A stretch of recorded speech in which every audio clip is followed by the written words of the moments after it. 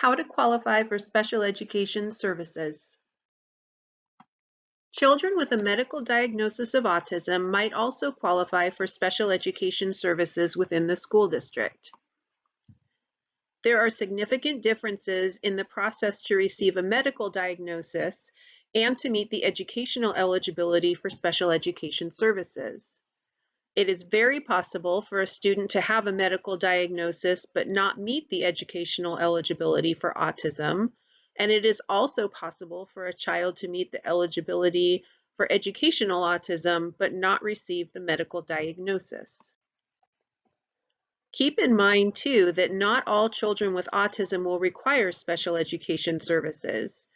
Those who are on the higher end of the spectrum and require less supports might be able to remain in a general education classroom with additional supports.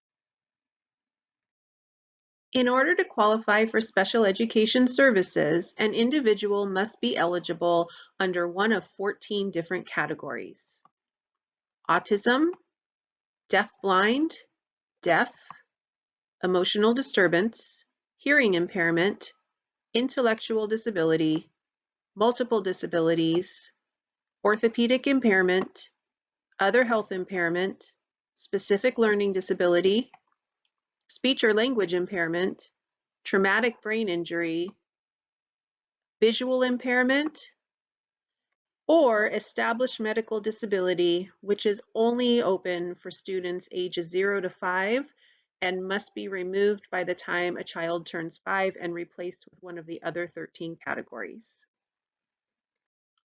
The Code of Federal Regulations defines autism as a developmental disability significantly affecting verbal and nonverbal communication and social interaction, generally evident before age 3, that adversely affects a child's educational performance.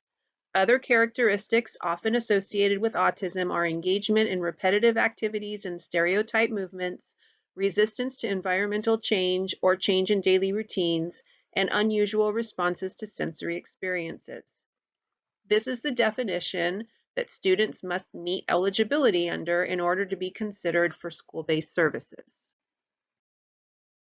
While a medical diagnosis of autism spectrum disorder requires deficits in social communication and repetitive restrictive behaviors, educational eligibility looks only at communication and social skills that are impacting progress in an educational settings. Additional characteristics are listed, but are not required in order for a student to meet eligibility.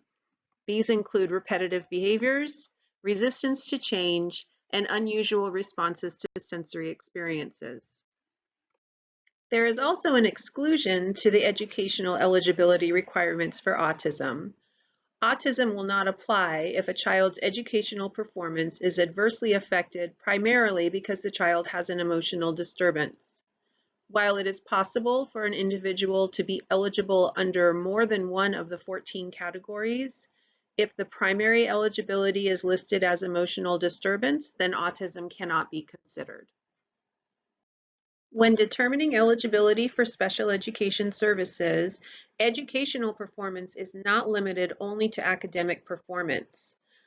A child may also have difficulties in other areas of development, in behavior, or in different social domains that also impact the ability to access the educational setting. An assessment to determine eligibility for special education services can take place at any time. Students who had previously been receiving early intervention services generally receive an assessment around the age of 3 when they transition into the school district. However, students can be referred for an assessment or reassessment at any time during their school career.